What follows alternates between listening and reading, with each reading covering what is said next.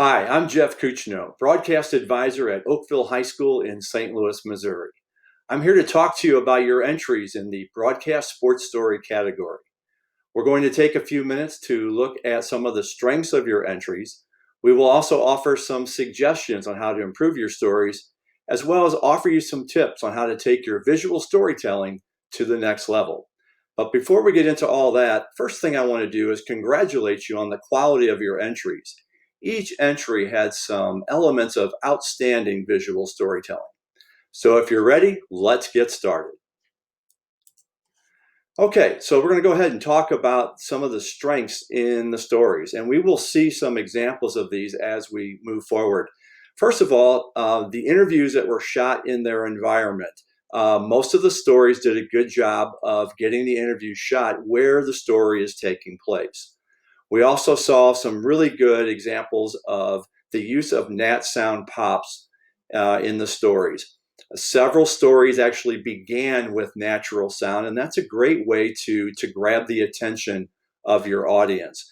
I also noticed that there was quite a bit of natural sound that was used throughout the stories. We'll see some examples of that in just a few minutes, as a way of sort of creating that ambient sound and putting the viewer in the experience of the story. So that was very well done. Most of the voiceovers transition nicely from one idea to another. And that is the purpose of the voiceovers, is to move the story along.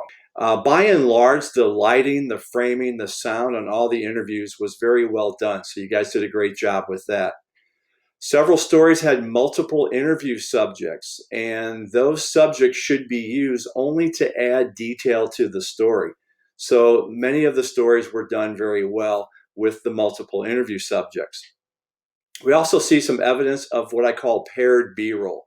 So for example, if you see a shot of the football coach perhaps talking to his team, maybe a medium or a wide shot, then we should go in and actually see a close-up of the coach, or maybe go in and see a close-up of one of the players listening to the coach talking to them. So that's an example of combining that B-roll. Sometimes we see a story where we sit on one shot of B-roll and then we go back to the interview. We want to avoid what we call the singletons. We want to get some sequences involved in our stories. And a really good example of outstanding visual storytelling is when we see the video that matches the audio, whether it is a voiceover or perhaps a soundbite. If you're using B-roll, it always helps to make sure that that video matches what's going on in the audio. It's that visual verbal connection that helps to communicate that story to your audience. And then an overall nice variety of shots. We saw quite a bit of that.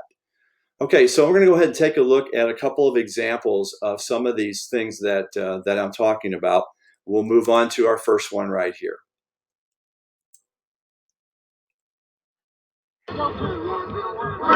For many athletes in middle school, just making it onto their high school team is a pretty decent goal. Most settle for the spot on the JV squad for the first year on that bigger stage and plan on working their way up with eyes set on the starting role towards the second half of their high school career. But for freshman quarterback Jaden Davis, he seemingly skipped a couple steps, shooting straight to stardom. After a breakout year setting records for his middle school team at Providence Day School, Jaden caught the eyes of college coaches and some pretty heavy hitters like the University of Alabama and the University of Georgia. It was a good achievement. I knew that I worked for it. I know I still have a lot of work to do. Being that I'm just started high school, I haven't proven anything yet. I've been playing middle school kids. Now, with sports seasons starting later or being postponed altogether in North Carolina, the 6'1", 175-pound phenom is carrying the Copperheads on his young shoulders as starting quarterback. But he says he is in for the long haul. Oh, well, I knew it was a new program, and I saw an opportunity to build a program from the bottom and bring it to the top as one of the powerhouses in the state of South Carolina. And head coach Zach Lindock says it's not about age, but more about the team coming together to support the 15-year-old Davis in making that goal a reality. He's a great kid. He just loves football. Everything he does is, and just like all of our other guys, he's just fit in really well, and the kids have really taken to him, and he's taken to being a Copperhead. And with the Okay, a couple things that I want to mention on this story. We saw the example of what I call the paired B-roll. Okay, we have the picture of the image of the quarterback doing a drill where he's avoiding objects being thrown at him. And then we get a close up of his face while he's doing that drill. So that's what I call like that paired V-roll. So that was done very well. Another element that I really liked in the story was when we go to a voiceover and we hear about the coach, okay, and then we see the coach who's actually visiting with the quarterback at that time. That's what I'm talking about when we say get that video that matches the audio. Okay, so some things in there were done very well. Okay, so we're going to go ahead and move on to another example of how Nat sound is used really well. This is a story about a public address announcer down in Florida. So we'll watch most of this story and we'll talk about it. Sports look a little different this year. In the wake of COVID-19, stadiums are empty. But one new MLS employee is keeping the arena alive through his microphone. Wear your mask at all times and maintain 6 feet of distance. Mike Marinelli is not your typical announcer. His road here is a little different from most people. Testing. 1, 2. Mic check. 1, 2. Marinelli is the new voice of Inter Miami CF, the city's first official soccer team. But the road to this booth began at Christopher Columbus High School. My first real announcing gig, I always call it, would be our basketball team. I was a young kid, and Butch Stiano, legendary basketball coach, he wanted to get more students at the games. I'm a junior in high school and senior in high school. I'm thinking, well, why not? I'll do it. He took the ball and ran with it. Coach Delgado had known about Mike Marinelli and said, look, why don't we have Mike do the game as a PA announcer? And we really didn't expect much, but after the first game, he really blew everybody away. And this led him to become the voice of the Explorers. Welcome to Columbus High School. At the end of the season, Butch Stiano invited me, gave me a call, and he said, hey, Mike, we'd like you to go to the end of the year dinner. And sure enough, Butch Stiano comes out with this little award, for the voice of the Explorers. It was something so small, but it was, as a kid, you're working for a team and you put in all these hours, and it was kind of like, hey, somebody actually enjoyed what I was doing. And this led to more announcing gigs throughout his college career. Coming out of college, I started doing a few more announcing gigs. I announced some things at University of Miami at my college, at FIU. I did some FIU baseball, did some bigger gigs. So I started gaining a little bit more experience. Then there was a Chicago Cubs public address announcer opening. So I said, hey, why not? Let me go for it. Didn't get a call back. That wasn't the end of the story. After many disappointing no's, a new team finally came knocking at his door. I was used to going to my son's games in Columbus and hearing Mike Marinelli, and you'd be like, wow, this guy should be on TV. And all of a sudden I'm in a professional stadium and I'm thinking, man, this guy that we got isn't really that good. So we actually made a decision at the stadium one day. We're like, hey, we need to reach out to Mike, and we need to see if this would be something that he would be interested in, because I think he'd be a lot better than whoever we hired, right? Time now for a look at our first half highlights. Okay, so again, some of the things that we have talked about there, you see a good job of matching the video to the audio. But the one thing that I really enjoy the most about this particular story is how the Nat sound is used throughout the story. Not just near the beginning, but it's used as a way to transition from one idea to the next. Also, we talked about the voiceovers, not being too long. They're being fairly short and not being redundant. They basically move the story from one idea to the next. When the voiceover says, and now we move on to another team. Okay, we don't really tell them what that team is. We already know. Okay, so we kind of eliminate the potential redundancy in there. So the short voiceovers that move the story, the Nat sound that's in there, kind of helps the viewer feel like they're actually a part of the story. Okay, so some of those things were very well done. All right, we're going to look at Sports look a little another different example here. In the So wake I'm of gonna pause COVID, this really quick. All right, here we go. One more story where Nat sound is used very well. Let's take a look at this. It's mid-February right now. It's not even football season. In the past, nobody was talking about football right now. Now it's all over social media. It's in the news. It's a trending topic. Late last week, the Arizona Interscholastic Association finalized their plan to bring more competitive balance to high school football. Higley High School Athletic Director Aaron Dilley explains.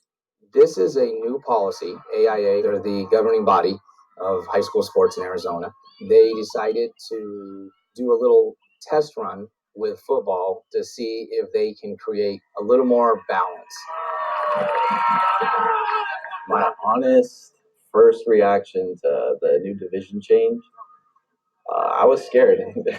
The plan calls for a realignment of football programs based on a team's past 3 years of success and competitiveness. The goal? To move the best teams in the state to the 6A conference, regardless of campus enrollment. There's very strong opinions on both sides of it. Some of the schools felt like they didn't have a chance, are liking this new change because they're being moved down. They'll have a chance. Smaller schools like Higley, who have experienced recent success, are among those who have moved up a division to play stronger competition. I'm definitely okay with it. Wish that we had an opportunity to play for a state championship before we got moved up, but it is what it is, and that's where we're going to play, and we're excited to go compete. All the best teams will play each other, and that would be a good thing to see, where everybody stands. I think we can compete with, all these teams.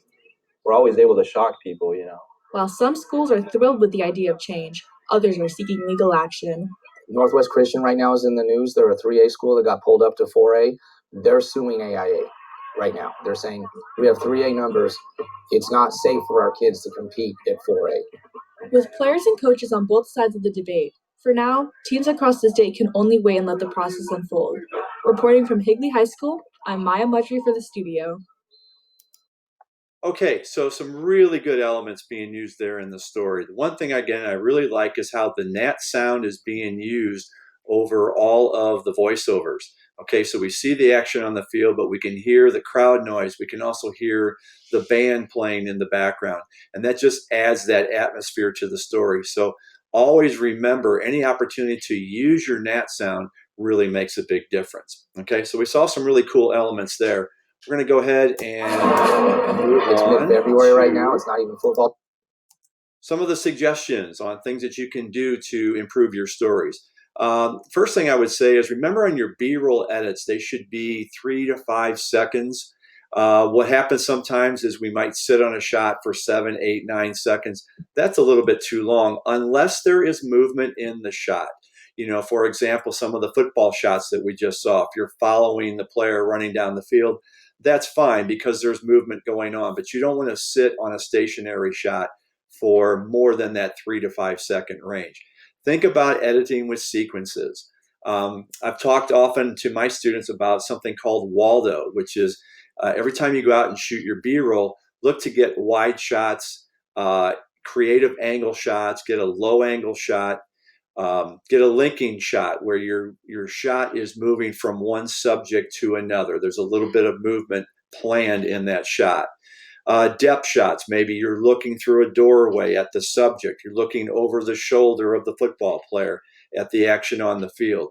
And then opposite, if there's an action, get the reaction to that action. So if you go out to shoot your B-roll and think about Waldo, think about the creative ways that you can get the B-roll, then you will have plenty to work with and be able to use more sequences in your stories.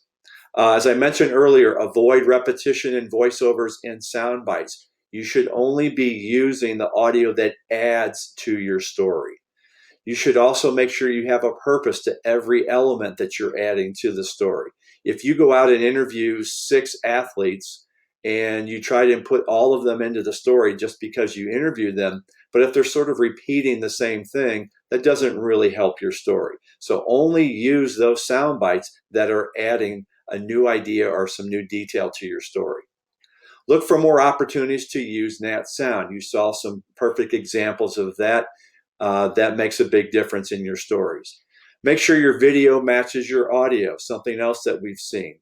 Answer the viewer questions. If you have something going on in a story where you say that a subject works at the school, but in their spare time, they have this hobby, say they're into archery or something like that, but you never tell them what their job is at the school, it leaves the viewer a little bit confused. So make sure that you're answering all the questions your viewer might have.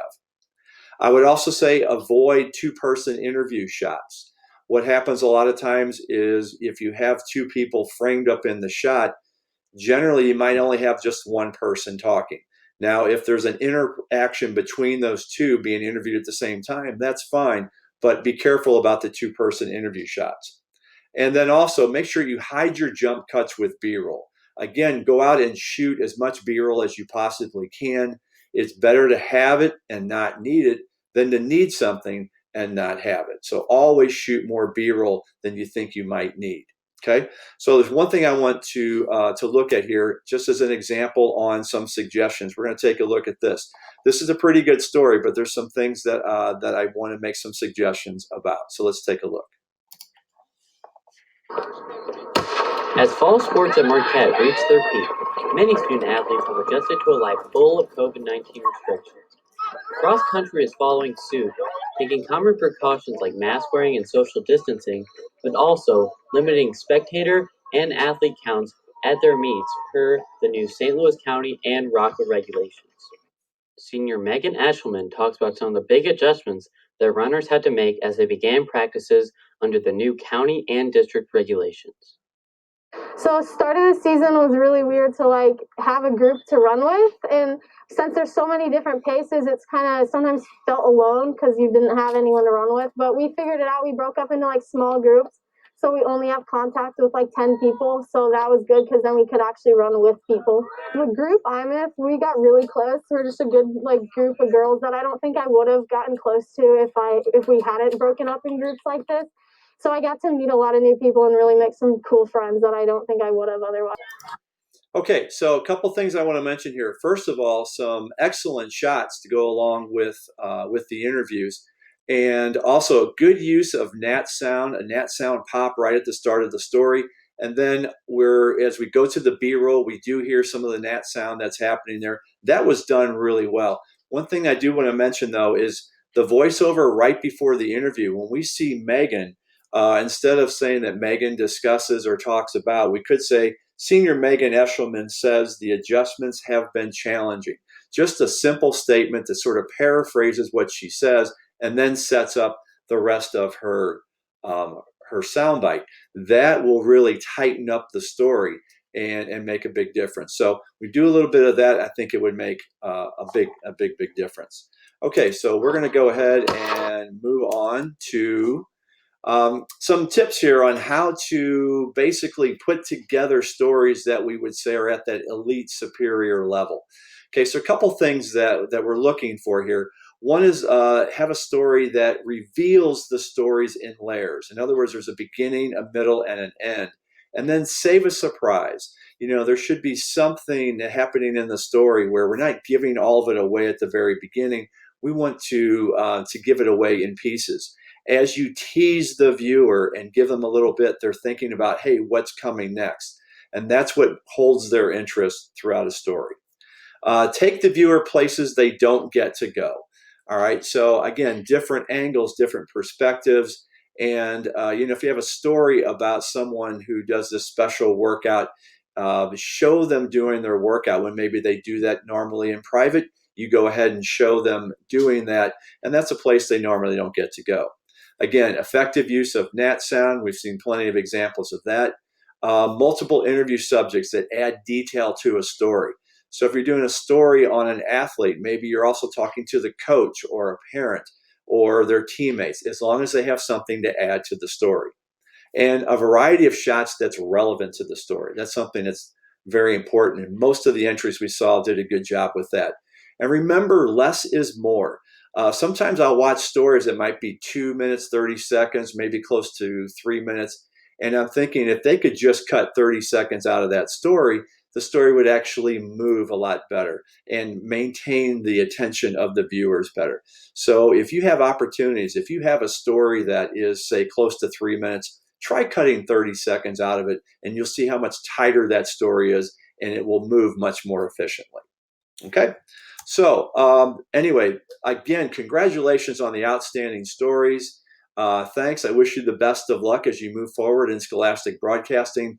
If you have any questions at all and you would like to contact me with any questions about sports broadcast stories, you can contact me at kuchnoj@msdr9.org. That's KUCHNOJ@msdr9.org. Thanks a lot, and the best of luck to everyone.